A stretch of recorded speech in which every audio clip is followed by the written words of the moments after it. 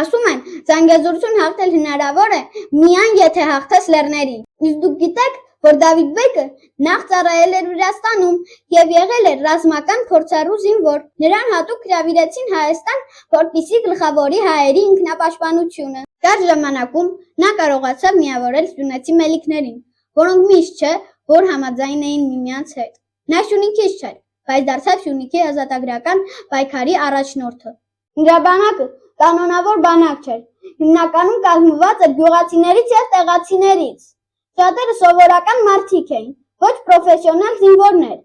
բայց նա կարճ ժամանակում կարողացավ նրանց դարձնել կազմակերպված մարտիկներ։ Նրա հեղինակությունն այնքան մեծ էր, որ մարդիկ ինքնակամ միանում էին։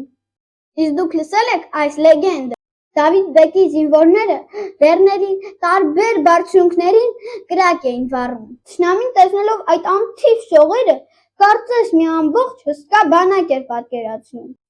Իրականում այդ լույսերը խզախության խորամանկ խաղն էին։ 1727 թվականին, երբ Օսմանյան մեծաթիվ զորքը պաշարեց Հալիձորը, Դավիթ բեկի եւ նրա զինակիցների շնորհիվ բերդ չընկավ։ Այս հաղթանակը մեծ ոգևորություն տվեց հայ ժողովրդին։ Սա համարվում է նրա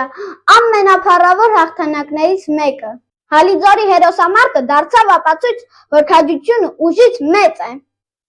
Դավիթ բեկը մեզ հիշեցնում է, որ հայրենիք պաշտպանելը միայն պատմություն չէ, այլ պատասխանատվություն յուրաքանչյուր սերնդի համար։